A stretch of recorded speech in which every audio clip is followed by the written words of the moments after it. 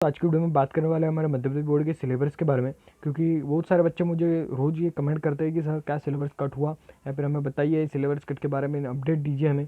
सभी कुछ जानकारी जो है बच्चे मांगते हैं मुझसे कमेंट्स में, तो इन सब के तो रिप्लाई मैं नहीं दे सकता पर्सनली, ठीक है। तो इसलिए मैं आज इस वीडियो बना रहा हूँ कि सभी कुछ चीज़ें जो है मैं आपको इस वीडियो में अच्छी तरह से जो है एक्सप्लेन कर सकूँ, जिससे आपके मन में कोई भी डाउट न रहे, ठीक है। तो चलिए वीडियो स्टार्ट करने से पहले जो आज के स्पॉन्सर की बात कर लेते हैं। तो दोस्तों आज की स्पॉन्सर है हमारे mpboardonline.com, जो कि काफ़ी अच्छी वेबसाइट है, जो कि आपका मध्य प्रदेश बोर्ड का सबसे बड़ा अगर कोई क्वेश्चन बैंक अगर हम कहें तो ये मध्य mpboardonline.com है।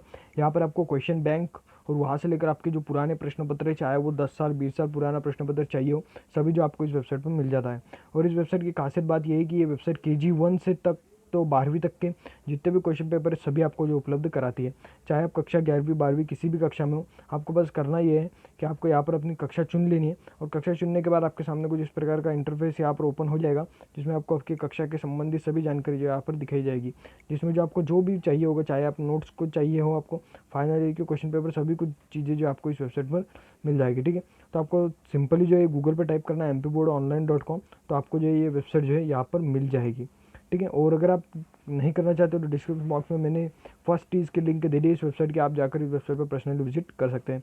और एक और खासियत बात जो कि इस वेबसाइट की है वो है कि आपके पास अगर कोई ऐसा पुराना पेपर है, एक कुछ ऐसी जानकारी, कुछ ऐसे नोट्स हैं जो कि इस वेबसाइट पर उपलब्ध नहीं है, और तो आप क्या कर सकते हैं, उन नोट्स को यहाँ पर जो है उन पेपर्स को यहाँ पर आप बेच सकते हैं। आपको बस करना ये है कि ये जो नंबर है आपको ऐड कर लेना है, और इस नंबर पर जो आपका जो क्वेश्चन पेपर है या फिर जो आपके पास जो भी सामग्री है शिक्षा अंतर्गत MP बोर्ड से रिलेटेड में या फिर कोई सी भी बोर्ड से रिलेटेड में, तो आपको जो है इन व्हाट्सएप पर आपको इन्हें मैसेज करके उसे भेज देना है। अगर आपकी सामग्री इन्हें पसंद आती है तो ये आपको 10 से 20 रुपये जो है इनाम के रूप में दे सकते हैं, ठीक है।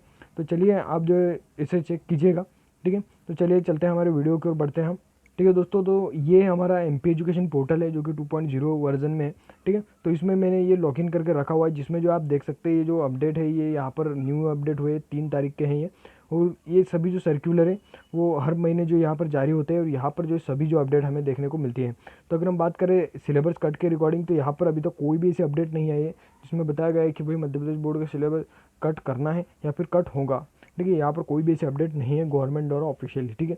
बस यहाँ पर एजेंडा पर बात करते हैं, ठीक है, जो कि मैं आपको बताऊँ तो यहाँ पर परसों एक एजेंडा अपडेट हुआ था। तो देखिए राज्य शिक्षा केंद्र दिनांक 5/10/2020 को आयोजित वीडियो कॉन्फ्रेंसिंग का एजेंडा। तो इसमें कहा गया था कि भाई इंटरनेट पर जो अफवाह उड़ रही है और जो पुराने जो इनके रुके हुए एजेंडा है उनको जो अगले वीडियो कॉन्फ्रेंसिंग में ये सोचेंगे, उन पर विचार करेंगे, ठीक है। इन्होंने ऐसा कहा था, और यहाँ पर जो कोई भी ऐसी अपडेट नहीं है गवर्नमेंट की तरफ से, ठीक है। तो ऑफिशियली कोई भी ऐसे गवर्नमेंट तरफ से अपडेट नहीं है कि हम सिलेबस कट करेंगे। लेकिन अगर हम बात करें तो अभी आपके पास समय बहुत कम बचा है सिलेबस की रिकॉर्डिंग, ठीक है। तो मध्य प्रदेश बोर्ड इसमें 3 चीज़ें जो है कर सकती है 1 या 2 मंथ में, जो कि आपको जानना बहुत बेहतर है, ठीक है। सबसे पहला चीज़ सिलेबस को जो है बेस्ट ऑफ 4 में बदल देना, ठीक है। आप सभी को पता है कि 10वीं में जब NCERT लागू हुआ था, ठीक है, कक्षा 10वीं में गणित और जो आपका विज्ञान है वो जब लागू हुआ था NCERT 2017 में, तो उन्होंने एक नई अपडेट जो है देकर आई थी कि भाई NCERT लागू हुआ है, बच्चों पर ज़्यादा लोड़ना है, इसलिए हम बेस्ट ऑफ 5 जो यहाँ पर लागू करेंगे, जिससे जो है जो बच्चे एक विषय में कोई ना कोई बच्चा तो कमज़ोर होता है, कोई भी परफेक्ट नहीं होता है, तो वो जो है 5 विषय में अगर पास हो जाता है कोई भी बच्चा, तो उसे जो हम पास मानेंगे, उससे जो अगली क्लास में भर्ती दे देंगे, यानी उसे अगली क्लास की परमिशन दे देंगे, जो कि आपका 9वीं और 10वीं के लिए यहाँ पर लागू किया गया था। लेकिन उसके अकॉर्डिंग और एक नई अपडेट कभी नहीं देखने को मिली। लेकिन इस साल ऐसा कोरोना काल में ऐसा संभावित लग रहा है कि भाई कक्षा 12वीं के लिए भी बेस्ट ऑफ 4 की ये योजना निकाल कर लेके आए, कि भाई कक्षा 12वीं में आपको जितने भी सब्जेक्ट होंगे उसमें से अगर आप एक सब्जेक्ट में फेल भी होते हैं या कम मार्क्स लेते हैं, तो उस सब्जेक्ट को आपको गिना ना जाए, उसके परसेंट न जोड़े जाए, ठीक है। ये सबसे पहली चीज़ आपकी होने वाली है, अगर ऐसा मध्य प्रदेश बोर्ड चाहे तो ऐसा हो सकता है। दूसरा अगर हम बात करें कि जो अदर बोर्ड ने किया है, जैसे 30% सिलेबस कम, 20% सिलेबस कम, तो इसकी हम बात कर लेते हैं। तो ये जो है मध्य प्रदेश बोर्ड में पॉसिबल नहीं है।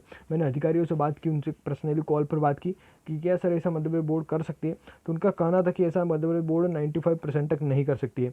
क्यों? क्योंकि अगर हम कहें तो इन्होंने जो है 2 बार स्टडी करवाई है।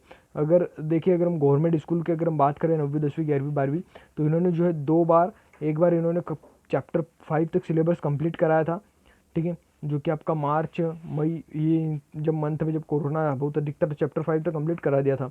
लेकिन जब इन्हें पता चला कि भाई नई शिक्षा नीति लागू करनी है, तो इन्होंने जो वापस चैप्टर 1 से शुरू किया और आज ये चैप्टर 6 तक पहुंच गए। और ये जो उसमें सभी टॉपिक जो क्लियर करते हैं, अगर इनके यूट्यूब चैनल पर अगर हम जाए तो ये जो वहाँ पर सभी टॉपिक क्लियर करते हैं। तो इसलिए जो है, जो अदर बोर्ड में जिस प्रकार सिलेबस कट किया गया है उस प्रकार हमारे बोर्ड में नहीं होगा। और सबसे लास्ट का पोर्शन बचता है हमारा कि लास्ट पर सिलेबस काट देना। जैसे अभी आपका सिलेबस मान लीजिए कि भाई फरवरी है और फरवरी में जो आपके 17 चैप्टर ही हुए, ठीक है, कोई भी आपके जो है सब्जेक्ट है जिसमें आपके 20 से 30 चैप्टर है तो यहाँ पर आपके 17 ही होते हैं। यहाँ पर कोई आपका सब्जेक्ट है जिसमें 10 चैप्टर है और 10 न होते हुए यहाँ पर आपके 6 से 7 ही होते हैं।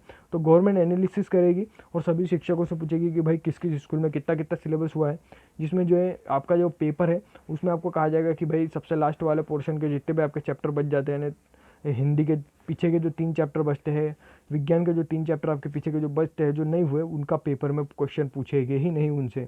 इस प्रकार से बोर्ड कर सकती है। तो 3 चीज़ें हो सकती हैं और ये चीज़ें इस मंथ में या अगले मंथ में होगी। अगर ये चीज़ें इस मंथ में अगले मंथ में ना होती है तो फिर आप समझ जाइए कि आपको सब कुछ जो है पढ़ना है, ठीक है। इसको रिकॉर्डिंग अभी कोई भी अपडेट नहीं आएगी जिससे गवर्नमेंट को ऑफिशियली मैं बता सकूँ आपको कि भाई गवर्नमेंट ने सिलेबस जो है यहाँ पर कट कर दिया है, ठीक है।